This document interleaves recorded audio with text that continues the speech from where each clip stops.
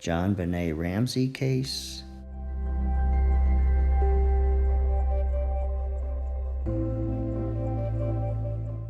If I did it.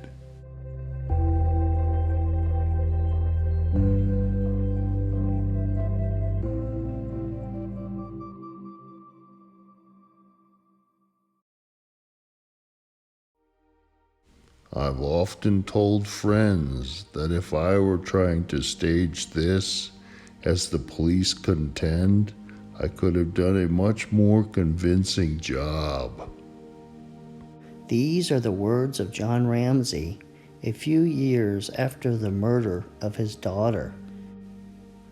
And since John Ramsey's description of what happened and what I think happened are very similar, I'm just going to read his words in order without any changes other than every once in a while I'll black out a word because I think he's the murderer or the killer.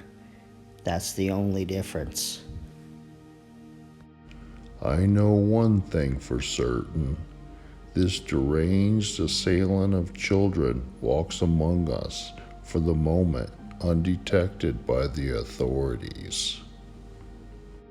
This creature may look perfectly normal on the outside, but on the inside his brain is boiling and in constant turmoil.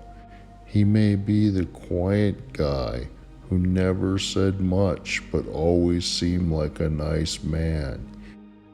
After the murder, the strange mannerisms would have been noticeable to those around him.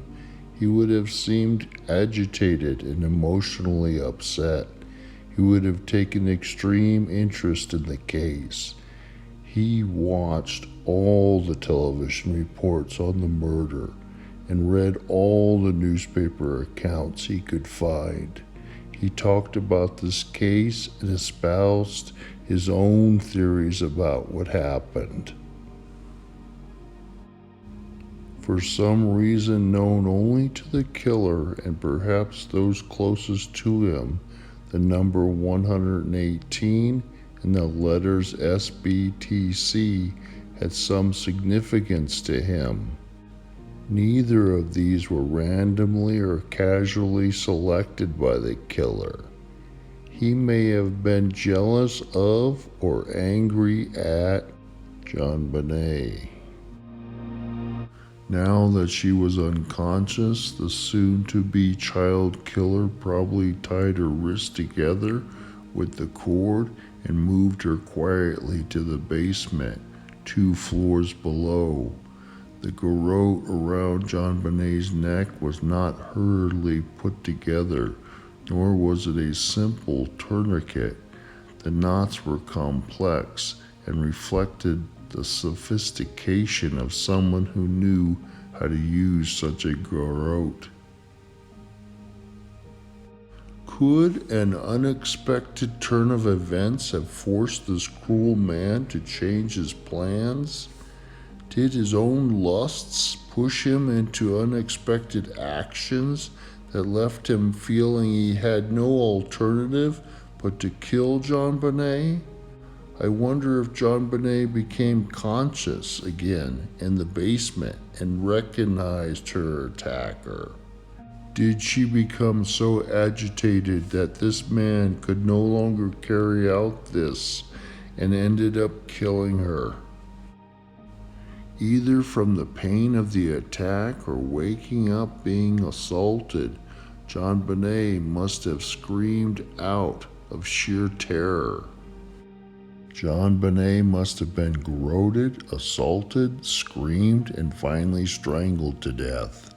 The head blow was to make sure she was dead. Her scream must have frightened the killer into believing that he was about to be discovered. So he pulled the garrote too tight so she wouldn't scream again, and she died. For those of you who think John Ramsey is such a nice guy, would you write a book and write about these things that he wrote about?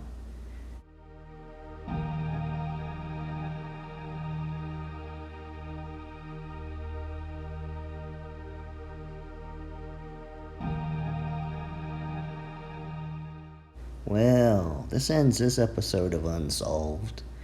And tomorrow night, the Zodiac Killer case. See ya.